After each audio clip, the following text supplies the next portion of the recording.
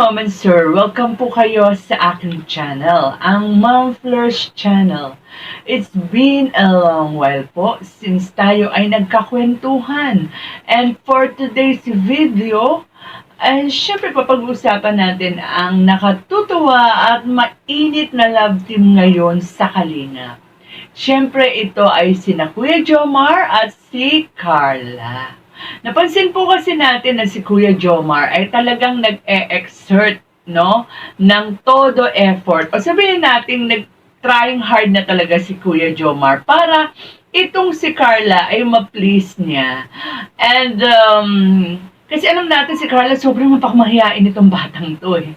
So, talagang nag-iisip si Jomar kung paano, kumbaga yung loob ni Carla, mapalagay naman sa kanya. And it's good thing na si Kuya Jomar ay magaling magdala ng isang conversation. So, hindi niya hinahayaang magkaroon ng dull moment o sabihin natin patlang blanco sa kanilang pag-uusap.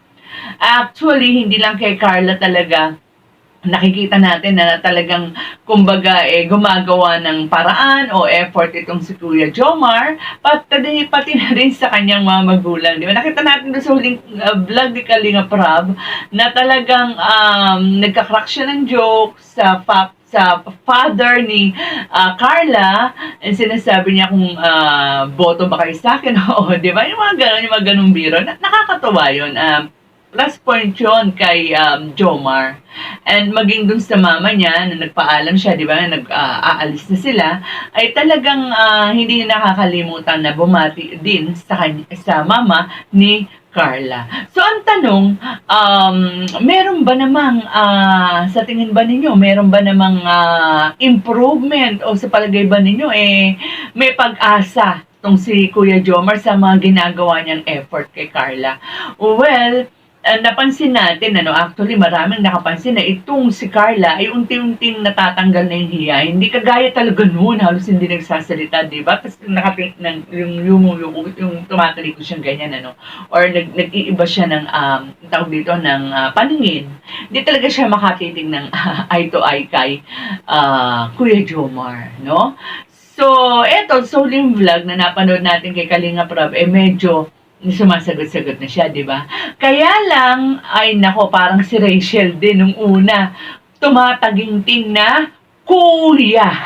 Kuya Jomar, ang tawag niya kay Jomar. Naku naman, Carla, huwag ka na muna makikuya-kuya dahil marami na rin kinikilig sa love team ninyo. So, abangan pa natin, and ang mga susunod na mga kabanata, malay natin, maging Rochelle Part 2 ang Jomar, 'di ba? Who knows?